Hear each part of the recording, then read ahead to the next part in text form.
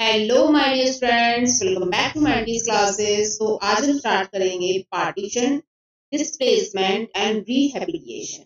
तो पार्टीशन जो है इसका मतलब है कि किस तरीके से इंडिया पाकिस्तान जो है उसका विभाजन हो जाता है, कैसे डिस्प्लेसमेंट होता है, लोग इधर से उधर किस तरीके से जगहों को चेंज करते हैं, जो मुस्लिम्स हैं वो पाकिस्तान जाते हैं, जो हिंदूज हैं वो इंडिया में आते हैं, और किस तरीके से उनका रिहैबिलिटेशन होता है, कहाँ पे उनको स्टार्टिंग में रहना पड़ता है। भाई वहां से अपना देश छोड़ के आ रहे हैं तो उनको तुरंत रहने के लिए जगह नहीं मिलेगी, तो उनको रेफ्यूजीज कैंप्स में रहना पड़ेगा, ये सारी चीजें। ठीक है, तो यहाँ पे 14-15 को हमने देख लिया कि भाई हमारा देश आजाद हो चुका है। 14-15 अगस्त 1947 ये डेट आपको याद रखनी है।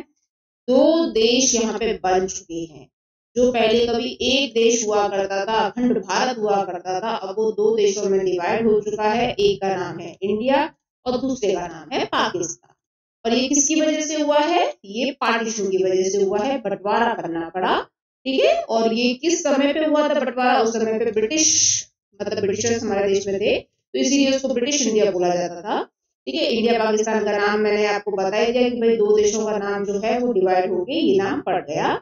और यहाँ पे इनकी जो बाउंड्रीज है उसको भी डिमार्केशन कर दिया गया।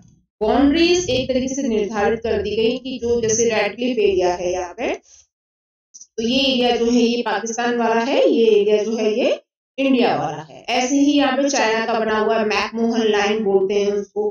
ठीक है, ऐसे ही यहाँ पे इंडिया और अफगानिस्तान का बना हुआ है, डुरंड लाइन बोलते हैं उसको। तो ऐसे करके यहाँ पे जो बाउंड्रीज बनाई गई हैं, डिमार्केशन किया गया है, तो यहाँ से हमारा बॉर्डर जो है बिल्कुल अलग अलग हो जाता है। ठीक है, जिस तरीके से यहाँ पे टू नेशन थ्योरी दी गई थी, टू नेशन थ्योरी किसने दी थी? इसका नाम याद रखना है, ये है जिन्ना।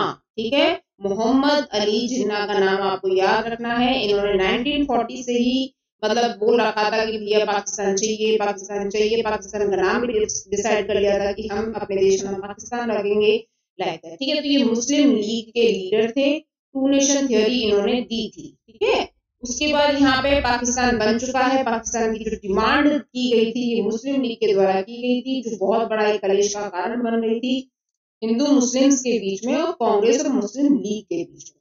कांग्रेस ने इसको काफी अपोज किया कि अरे यार क्या तुम लोग मतलब अलग अलग करने की रखे हो, है ना, तुम लोग यहाँ पे इंडिया में भी रह सकते हो, तुम लोग को यहाँ पे पूरी सुविधाएं मिलेंगी सब कुछ। लेकिन उनको तो क्या फील होता था कि हम माइनॉरिटीज में है, यहाँ पे हमारी कोई वैल्यू नहीं है इंडिया के अंदर, क्योंकि इंडिया जो है उसमें सबसे ज्यादा जो हिंदूज हैं वो मेजोरिटी में है, तो हमें कोई पूछेगा नहीं। तो ये इनको डर था यहाँ पे, है ना। तो ये सारी चीजें हम 1940 से देखते आ रहे हैं, और 1940 से बहुत सारे चेंजेस आते हैं। यहाँ पे पॉलिटिकल कंपटीशन मचा रहता है एक तरीके से मुस्लिम लीग और कांग्रेस के बीच में। पर फिर फाइनली जाके कांग्रेस को भी मुस्लिम लीग की बात माननी पड़ती है, और ब्रिटिशर्स के सामने, यानी ब्रिटिशर्स जब हमारे देश में थे उस समय पाकिस्तान का क्रिएशन हो जाता है। पाकिस्तान जो देश है वो अलग हो जाता है, अलग बन जाता है। ठीक है, अब देखेंगे यहाँ पे प्रोसेस ऑफ पार्टीशन। ये पार्टीशन करने का तरीका क्या था? तो देखो, जैसे पूरा का पूरा जो हमारा इंडिया हुआ करता था पहले, ये पूरा का पूरा इसको भारत बोला जाता था। ठीक है, अब इसके दो हिस्से कर दिए गए, एक आपका पाकिस्तान बन गया, दूसरा हिंदुस्तान बन गया, यानी भारत बन गया। ठीक है, तो यहाँ पे अब जो बहुत बड़ा एक भूभाग भारत का वो दो हिस्सों में डिवाइड हो चुका है। लेकिन ये बहुत ज्यादा दर्दनाक था, बहुत ज्यादा डिफिकल्ट था इसको करना, क्योंकि एक्चुअली पार्टीशन जो हुआ था ना वो रिलीजियस मेजोरिटीज की वजह से हुआ था कि भैया जहाँ पे मुसलमान ज्यादा होंगे वो एरिया जो है पाकिस्तान में चला जाएगा, और जहाँ पे हिंदुस्तान मतलब हिंदूज ज्यादा होंगे वो हिस्सा जो है हिंदुस्तान के अंडर में आ जाएगा। लेकिन ऐसा बहुत कम था, क्योंकि बहुत कम ऐसे एरिया थे जहाँ पे मुसलमान जो है बहुसंख्यक एरिया में पाए गए। ठीक है, तो ये यहाँ पे मतलब डिसाइड हो जाता है कि भैया मुस्लिम्स जो हैं ज्यादा, जहाँ पे मेजोरिटी में देखने को मिलेंगे वो एरिया जो है पाकिस्तान में चला जाएगा। लेकिन ये जितना सिंपल दिख रहा है ना उतना सिंपल ये था नहीं, बहुत ज्यादा इस चीज में डिफिकल्टीज आई, क्योंकि कोई भी सिंगल बेल्ट ऐसी नहीं थी जहाँ पे मुस्लिम्स मेजोरिटीज में पाए जाए। ठीक है, तो यहाँ पे ये इनके लिए एक प्रॉब्लम बढ़ जाती है कि भाई डिवीजन किया कैसे जाए। तो अब देखा गया यहाँ पे फाइनली कि इस एरिया में जो ये रिसेंटली अभी जो पाकिस्तान है यहाँ पे ज्यादा मुसलमान है, और इस एरिया में बहुत ज्यादा मुसलमान है जो वेस्ट बंगाल वाला एरिया है। ठीक है। लेकिन अब आप यहाँ पे देखिए, बीच में ये जो भारत आ रहा है, ये एक सिंगल बेल्ट नहीं बन रही, मतलब एक ऐसा एरिया नहीं बन रहा है कि यहाँ पे पूरे पूरे मुसलमान हो और हम इनको पूरा एरिया जो है काट के दे दें, ऐसा नहीं हो रहा है। यहाँ पे भी मुस्लिम्स बहुसंख्यक देखे गए और यहाँ पे भी देखे गए। अब इसको बोल दिया गया वेस्ट पाकिस्तान और इसको बोल दिया गया ईस्ट पाकिस्तान। लेकिन दिक्कत ये थी कि बीच में जो ये भारत आ रहा था, ये बीच में थोड़ा सा अड़चन इन लोगों के लिए आ रही, ठीक है। तो देखो, ये वही बोल रहा है कि भाई पाकिस्तान के दो हिस्से कर देते हैं, एक वेस्ट पाकिस्तान बन जाता है, एक ईस्ट पाकिस्तान बन जाता है, क्योंकि मेजोरिटीज यहीं पे ज्यादा देखी गई थी। तो वेस्ट और ईस्ट पाकिस्तान का डिवीजन हो जाता है, सेपरेट हो जाते हैं ये इंडियन टेरिटरी से। आज की डेट में जो ईस्ट पाकिस्तान है उसको हम बांग्लादेश बोलते हैं। और दूसरी प्रॉब्लम स्टूडेंट्स ये आ रही थी कि सारे जो मुस्लिम्स थे ना, वो पाकिस्तान नहीं जाना चाहते थे। अरे भाई, इतने सालों से उनके दादा परदादा भारत में रह रहे हैं, उनका सेटलमेंट भारत में है, बहुत डिफिकल्ट होता है डिस्प्लेसमेंट करना, एक जगह से दूसरी जगह बसना, ठीक है। आप लोग ये समझ सकते हो। तो पूरा घर बार जो है आपको ले जाना है किसी ऐसी अनजान जगह पे जहाँ पे आप लोगों को जानते भी नहीं हो। तो ये प्रॉब्लम्स उनको फेस हो रही थी। तो इसी में ही एक पर्सन थे जिनका नाम था खान अब्दुल गफ्फार खान, ठीक है। तो ये बिल्कुल भी मतलब नहीं चाहते थे कि पाकिस्तान बने, हम भारत से अलग हों, हमें यहाँ से जाना पड़े, ऐसा बिल्कुल नहीं चाहते थे। लेकिन अब प्रॉब्लम यहाँ पे ये होती है कि इनकी बातों को इग्नोर किया जाता है, ठीक है। नॉर्थ वेस्ट फ्रंटायर प्रोविंसेस बन जाता है, यानी आपका पाकिस्तान बन जाता है। किसके तहत बनता है? ये टू नेशन थ्योरी के तहत बनता है, जो मोहम्मद अली जिन्ना ने दी थी। टू नेशन मतलब दो देशों की थ्योरी उन्होंने पहले बना के रखी थी 1940s के टाइम पे कि भैया हम जो है अलग होके ही रहेंगे।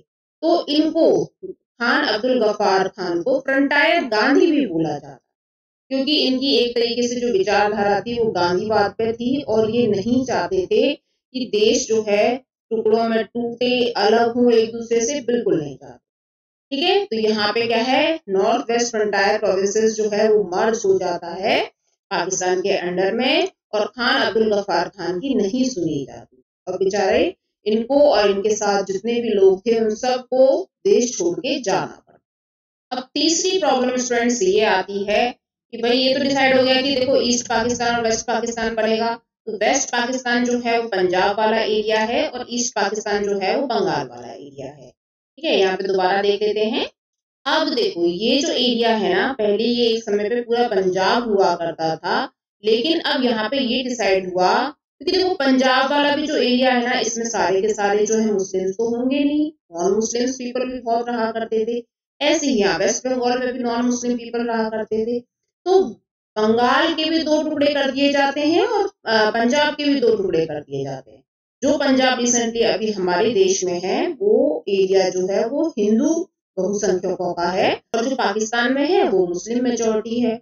और यहाँ पे जो बंगाल है, इसमें भी दो हिस्से कर दिए गए। जो ईस्ट बंगाल है ना, ईस्ट बंगाल में हमारे हिंदूज रहते हैं, और वेस्ट बंगाल वाला जो एरिया है जिसको आज की डेट में बांग्लादेश बोलते हैं, वहां पे मुस्लिम्स मेजोरिटी रहा करती, ठीक है। तो अब ऐसे करके डिवीजन कर दिया गया। मतलब पहले तो ये देखा गया कि कहाँ पे सबसे ज्यादा मुस्लिम्स हैं, फिर उसके बाद भी उसमें देखा गया कि उसमें भी सारे के सारे मुस्लिम्स नहीं है, वहां पे भी दिक्कत आ रही थी।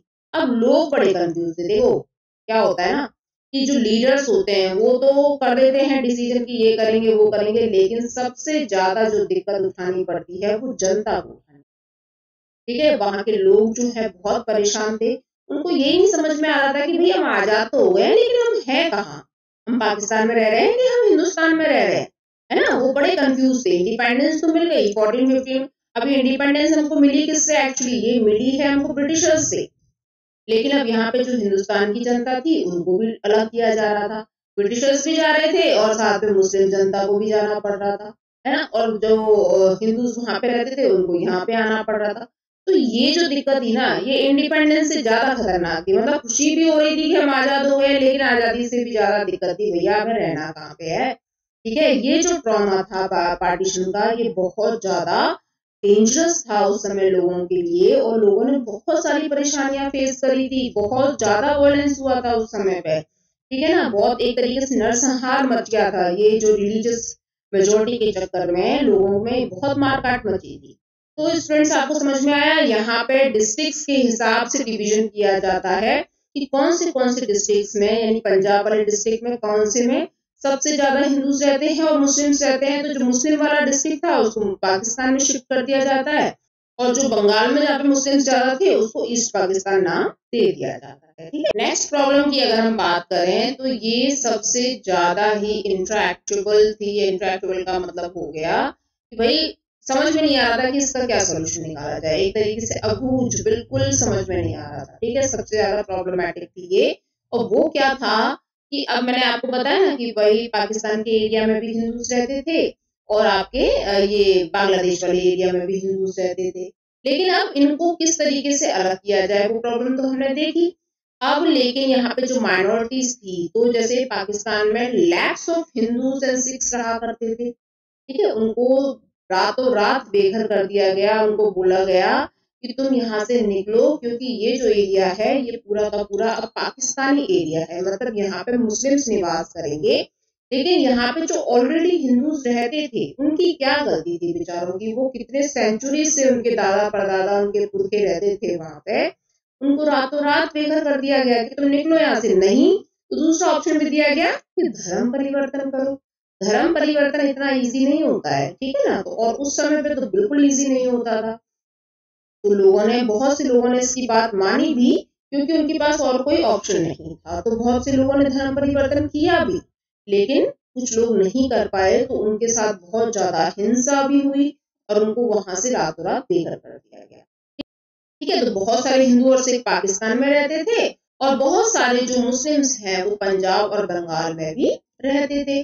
दिल्ली वाले एरिया में बहुत मुस्लिम्स थे। अब देखो वहां पे तो मुगल्स, सुल्तान वगैरह सब रह के गए हैं, तो बहुत पुराने समय से यहाँ पे मुस्लिम्स जो है वो निवास कर रहे हैं। आज भी पुरानी दिल्ली में बहुत ज्यादा मुस्लिम जनसंख्या आपको देखने को मिल जाएगी। ठीक है, अब ये जो है ये सोचे कि अरे यार हम तो इतने सालों से यहाँ पे रह रहे हैं, हमारे जो एंसेस्टर्स थे, हमारे जो पूर्वज थे, वो इतने सालों से, सेंचुरीज से यहाँ पे रह रहे हैं, और हम तो यहाँ पे अचानक एलियंस बन गए। अपने ही देश की धरती पर हम मतलब एक अनजान बन के रह रहे हैं, एलियंस बन के रह रहे हैं। ठीक है, तो ये इन्होंने कभी भी एक्सपेक्ट नहीं किया था। ठीक है, अब धीरे धीरे क्या होता है, ये जो वायलेंस है ये स्टार्ट हो जाता है, हिंदू मुस्लिम वाला वायलेंस तो स्टार्ट हो जाता है, लेकिन अपनी अपनी कम्युनिटी के लिए कौन सा हिस्सा चुना जाए ये यहाँ पे अभी भी क्लियर नहीं था। लोग सोचते हैं कि अरे ये प्रॉब्लम जो है निपटी जाएगी धीरे धीरे। लोग क्या सोचते हैं, एक्चुअली लीडर्स सोचते हैं, लोगों को तो फेस ही करना पड़ रहा है, लीडर्स तो करके चले गए ये बंटवारा, है ना। अब मैं आपको एक बात बताऊं, जो मोहम्मद अली जिन्ना है, जिसने टू नेशन थ्योरी के लिए इतना बवाल मचाया, वो कितने दिन पाकिस्तान में रह पाया। ठीक है, वो 4-5 साल के बाद टीबी से मर गया, उसको ट्यूबरक्लोसिस हो गया, वो मर गया, लेकिन उसने जो प्रॉब्लम देश में मचा के गया उसकी वजह से कितने लोगों को परेशानी।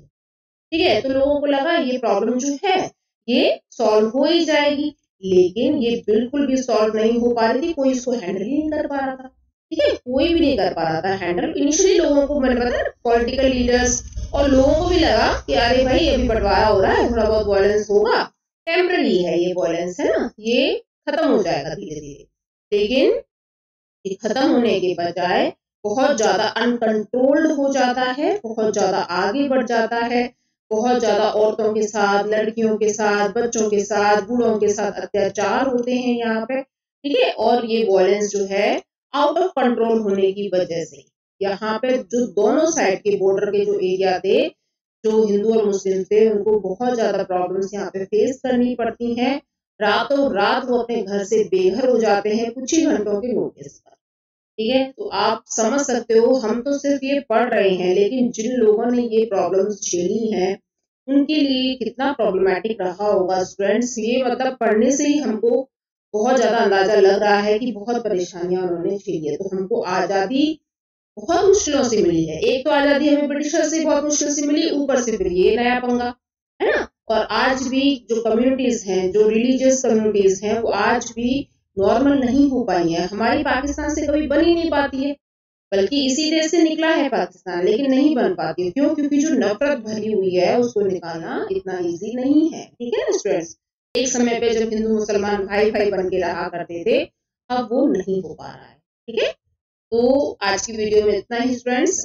नेक्स्ट टॉपिक हम कॉन्सिक्वेंसेस ऑफ पार्टीशन करेंगे। देखो आप यहाँ देख सकते हो डिस्प्लेसमेंट की समय पे किस तरीके से जो ट्रेन है उसके ऊपर चढ़ चढ़ के लोग भाई जा रहे हैं, बेचारे अपनी जान बचा रहे हैं, अपने घर बार से बेघर हो गए हैं, रातों रात उनको कुछ नहीं पता कि हमें कहाँ जाना है, किधर जाना है। बहुत ज्यादा अफरा तफरी मची हुई है ना। तो ऐसी पिक्चर्स तो बहुत ज्यादा विचलित कर देती हैं। चलो खैर, अब क्या कर सकते हैं, ठीक है। तो नेक्स्ट वीडियो मिलेंगे, तो बने रहिए इस चैप्टर के साथ। नमस्कार।